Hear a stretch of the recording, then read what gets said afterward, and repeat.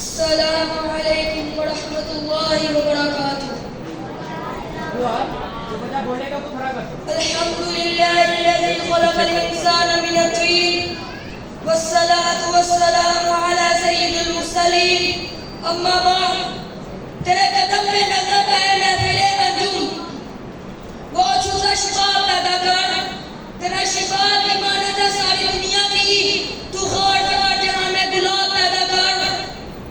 تو انقلاب کی آمد کا انتظار نہ کر، خود اٹھ میدان میں نہ انقلاب پیدا کر. منصب انصاف پر جلوہ فوز جناب منصف محترم اساتذہ کرام اور منتے مسنا کی ہچکولے گاتی کشتی کو سہارا دینے والے مستقبل کے روشن ستاروں، موضوع سکون محنت عظمت.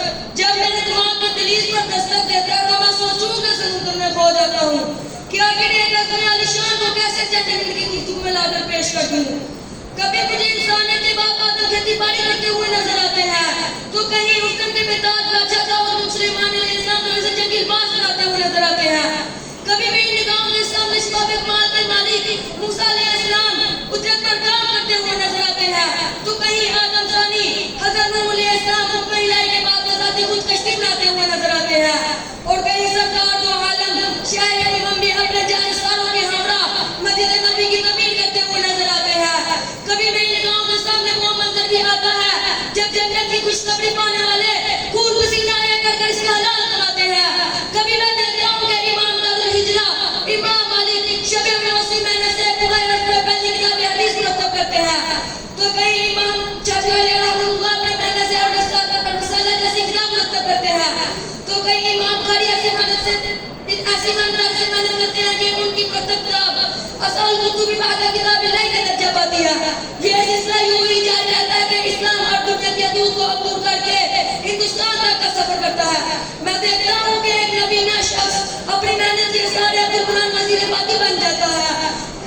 ہندو مسلم حقوق کی طریق چلتی ہے، دیکھتے ہی یہ طریق آزاد کا رخ اختیار کر لیتی ہے. مسلمان کنو علم اور گمہ غصہ کی باتوں کو عبور کر کے آزادی کی نگاہ میں سانس لیتا ہے. جناب صدر، یہی بس نہیں بلکہ کتنا قابل کرتا تھا اس کو دبانے کے لیے علماء نے سر پر محنت کی، تب جا کر ان کے اوپر کفر کی موڑ چھپ ہوئی.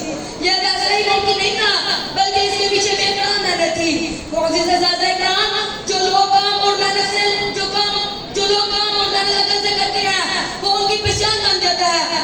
میں نے خود بولتی ہے شاعر نے کیا خوب کہا، کام کرو ایسا کہ پہچان بن جائے، ہر قدم چل رہا ایسا کہ نشانہ بن جائے. زندگی تو سب جیتے ہیں، اگر دینی ہے تو ایسے جیوں میں مثال بن جائے. ملی جائے بھی ایک دن منزل چلتے چلتے، ملی جائے بھی ایک دن منزل چلتے چلتے، گمراہ تو وہ ہوتے ہیں جو گھر سے نکلتے ہی نہ تھے. والسلام. تقریر کے لیے دعوت دیتے ہیں عبدالرافع عبدالقاسم بھائی کو. ان کا موضوع محنت میں عظمت ہے.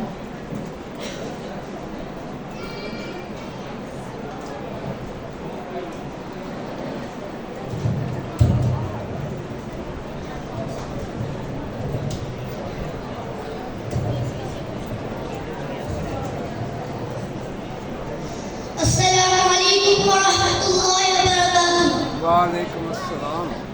نحمده ونصلي على رسوله الكريم. اما بعد فاعوذ بالله السميع العليم من الشيطان الرجيم. بسم الله الرحمن الرحيم. وقل جاء الحق وزهق الباطل ان الباطل كان زهوقا.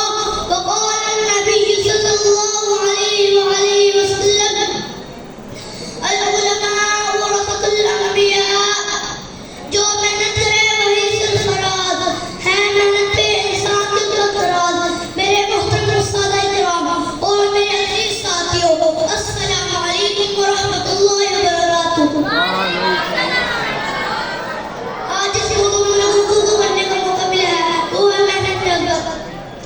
انسان کو اللہ تعالیٰ نے ہاتھ پاؤں آنکھوں اور زبان جیسی تشریف اس لیے عطا کی ہے کہ وہ ہاتھوں سے کام کر لے، پاؤں سے کام کاج کھاتا چلے، آنکھوں سے دیکھے اور دماغ سے بہتر سوچے.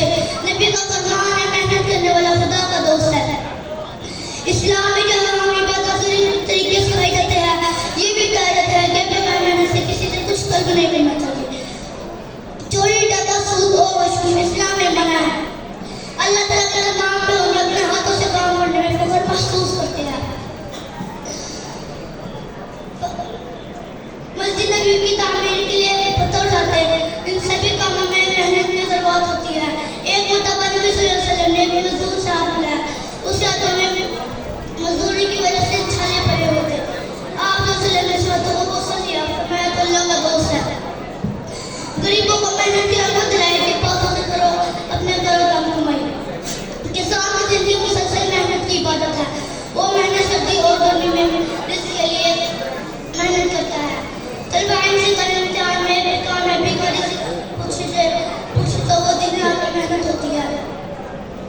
اس لیے ہمیں ہر کام ہم تو اور محنت سے کرنا چاہیے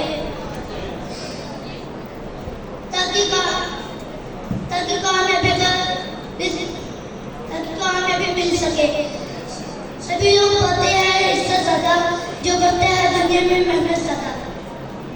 محنت صرف انسانوں کا ہی سوا نہیں بلکہ چھوٹے چھوٹے پرندوں کو بھی دیکھو تو بڑی محنت سے.